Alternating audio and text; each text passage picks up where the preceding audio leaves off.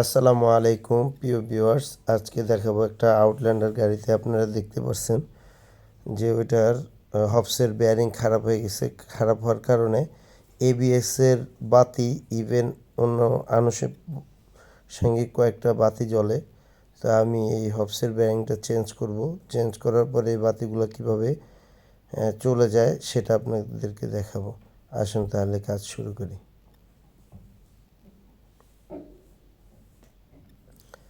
দেখতে পাচ্ছেন আমি চাকাটা আগেই খুলে ফেলছি। ভিডিওটা আসলে অনেক লম্বা হয়ে যাচ্ছে, এর জন্য শর্ট করার চেষ্টা করলাম একটু স্পিড বাড়িয়ে। আপনারা দেখেন, ড্রাম খুললাম, ব্রেক শু খুলব, তারপর হবসের বেয়ারিংয়ের নাটগুলো খুলতে হবে।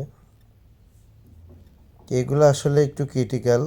আউটল্যান্ডার জিপ গাড়িগুলোর পিসের এই চাকাটার সাথে যে হবসের বেয়ারিং, ইভেন আপনার যে এবিএসের যেই সুইচ তারটা কিংবা সকেট, এটা আসলে একটু টিপিক্যাল, ইভেন ক্রিটিক্যালও। এই জিনিসটা খোলা যারা জানে তাদের কাছে আসলে খুবই সহজ, কিন্তু যারা না জানে তাদের কাছে এটা খুবই কষ্টসাধ্য। কারণ যদি এটার সকেটগুলো ঠিক মতো পিছন থেকে না খোলা হয়, যদি সামনে থেকে টান দেওয়া হয়, তাহলে সুইচটা ভেঙে গেলে একদম এই সুইচটা সহজে পাওয়াও যায় না। এটা একটা ক্লাম আছে। আমি আসলে আপনাদেরকে দেখালাম যে এখন নতুনটা খুললাম, নতুনটা কিভাবে লাগাবো। আসলে এটা পুরোপুরি নষ্ট হওয়ার আগেই ওই যে আপনার এবিএস ব্রেকের সুইচটার বাতি চলে আসে।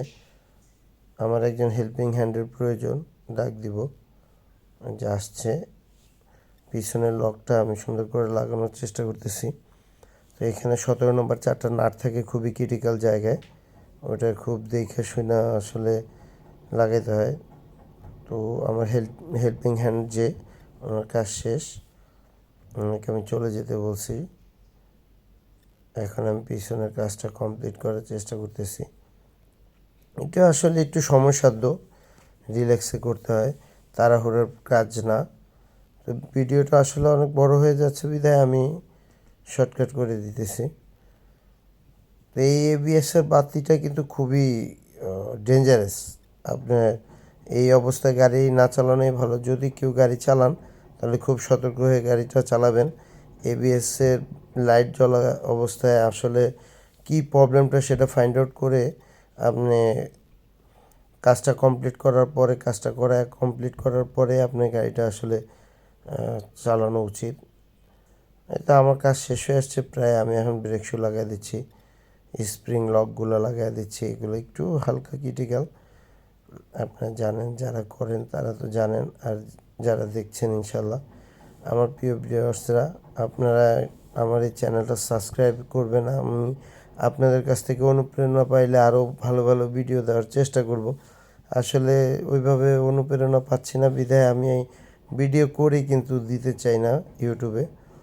তো যাক, আজকে মনে হলো যে এই ভিডিওটা খুবই গুরুত্বপূর্ণ, এই ভিডিওটা দিই, তাই দিলাম। আশা করি আপনাদের ভালো লাগবে।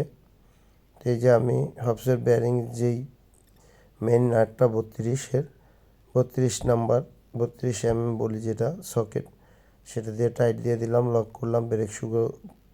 ইভেন দেখেন এই চাকাটা কিন্তু ব্রেক শু ব্রেক প্যাড দুইটাই থাকে একটা চাকায়। আউটল্যান্ডারের পিছনের চাকায় ব্রেক শু ব্রেক প্যাড দুইটাই থাকে। এর জন্য এগুলো দেখে শোনা খুব চিন্তা ভাবনা কইরা তারপর আপনার লাগানো উচিত। তা আমি ইনশাল্লাহ সব কমপ্লিট করে ফেলতেছি।